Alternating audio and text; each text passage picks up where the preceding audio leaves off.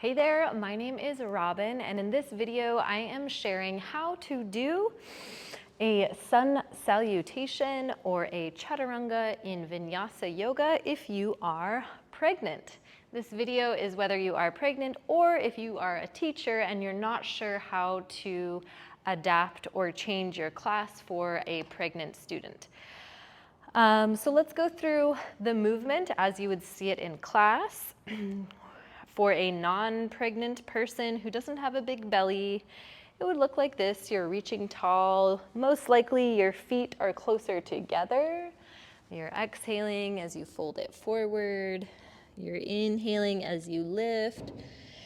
As you exhale, we would plant our palms, step or jump back, and then we would lower either halfway or all the way to the belly, rising halfway as we inhale. And then exhaling as we push all the way back into a downward facing dog.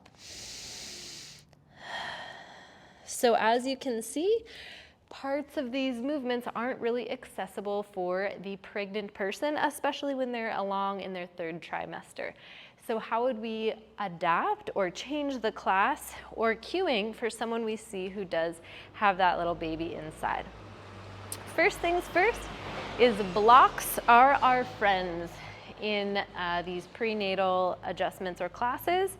So you can grab 2 blocks. If you don't have blocks at home, you can do this with anything that is equal weight. So if you have 2 books that are about the same height, you can be creative. You could do this with 2 chairs on either side of you. You get the picture. So we'd put 2 blocks on the side. The very first cue is we would stand just a little bit wider with our feet, creating a greater foundation of support, especially as that belly gets bigger.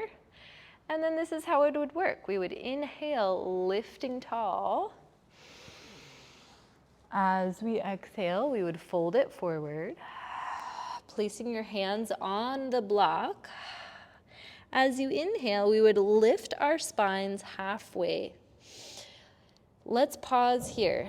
So with your prenatal body, tailbones or lumbar spine tends to be a little bit arched backwards. So we would encourage them to tuck the tail slightly under, drawing baby in to lengthen the spine here. Exhaling, we would fold it forward. And then we would step back with one foot, then the other. So this is a variation of a plank pose. Our hips maybe would be slightly tilted forward. We would take a breath here.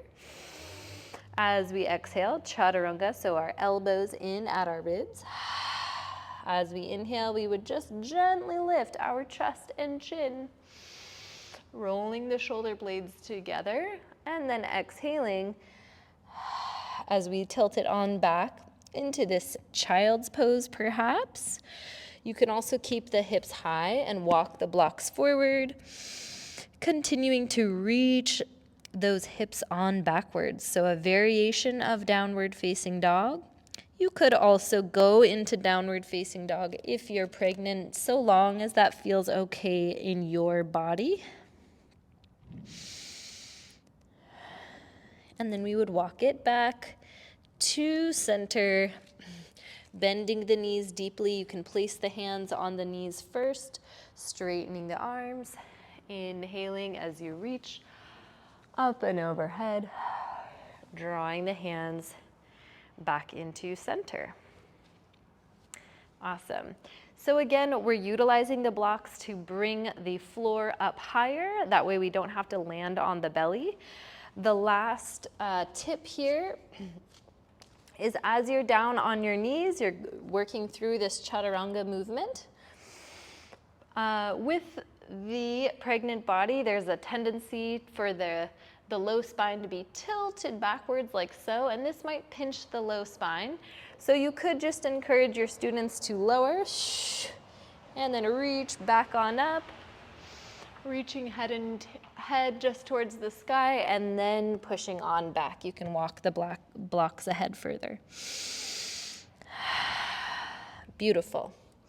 Okay, stepping our way back on up. You can start to teach your students to take one step and then the other, placing the hands first on the knees, just to provide a little bit more support. And drawing the hands back into center.